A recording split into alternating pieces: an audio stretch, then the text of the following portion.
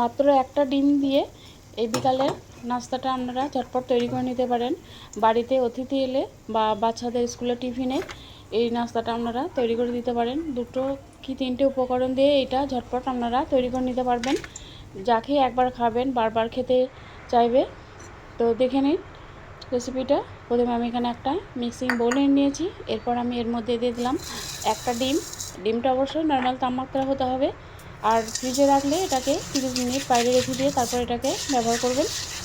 এরপর আমি এখানে দিয়ে দিলাম হাফ চামচ চিনি।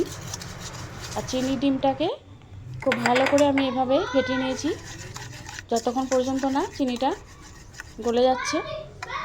তো দেখুন চিনিটা আমার গলে গেছে। এরপর আমি এর মধ্যে দিয়ে দিলাম 3 চামচ সয়াবিন তেল। তেলটাকে দিয়েও খুব ভালো করে আমি মিশিয়ে নিয়েছি। এরপর আমি এখানে দিয়ে দেব হাফ কাপের থেকেও বেশি ময়দা। আর দিয়ে দিলাম 3 চামচ পাউডার দুধ আর হাফ চামচ বেকিং সোডা। এই সবগুলোকে আমি এভাবে ঢেলে নিলাম একবার। এরপর একটা কাঁটা চামচ দিয়ে এগুলোকে সব একসঙ্গে মিশিয়ে নেব। তো দেখুন ঘনত্বটা ঠিক এরকম হয়েছে। এটা খুব ভালো করে আমি এর সঙ্গে মিশিয়ে নিয়েছি।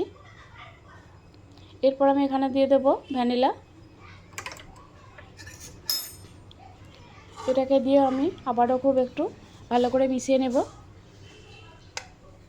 তো এটা মেশানো হয়ে গেছে। এরপর এদিকে আমি একটা ফ্রাই প্যান বসিয়ে দিয়েছি। তো এটা গরম হয়ে গেছে। এর মধ্যে দিয়ে দিলাম পরিমাণ মতো তেল। এখানে তেলটা একটু বেশিই লাগবে। তো তেলটা খুব বেশি গরম করার প্রয়োজন নেই, হালকা একটু গরম হলেই হবে। এরপর আমি এখানে অল্প অল্প মিশ্রণ নিয়ে এর তেলের মধ্যে ছেড়ে দেব। তো আমি এটা হাত দিয়ে করছি, আপনারা চাইলে এটা চামচ দিয়ে করতে পারেন।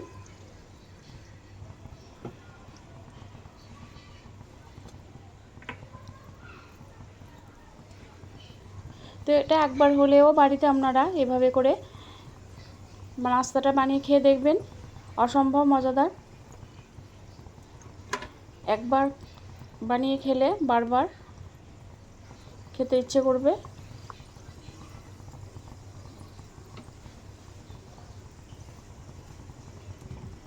তেলের মধ্যে এইভাবে করে আমি দিয়ে দিলাম। তো এটাকে আমি উল্টে পাল্টে তুলে নিয়েছি। তো তখন আমার ক্যামেরাটা অফ ছিল, দেখাতে পারিনি। আবারও আমি এভাবে করে দিয়ে দেখিয়ে দিচ্ছি। দেখুন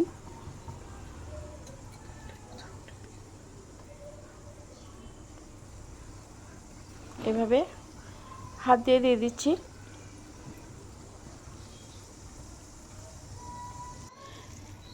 এইভাবে দেখুন কতটা সুন্দর দেখতে লাগছে।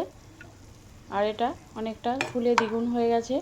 তো এই রেসিপিটা কেমন লাগলো আপনারা অবশ্যই জানাবেন। আর যদি ভালো লেগে থাকে একটা লাইক দেবেন।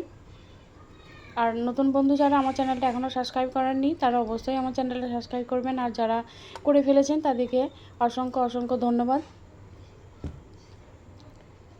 তো দেখুন এটা খুবই সুন্দর দেখতে লাগছে। আপনারা একবার হলেও এই নাস্তাটা বাড়িতে বানাবেন। তো ভালো থাকবেন, সুস্থ থাকবেন, ধন্যবাদ।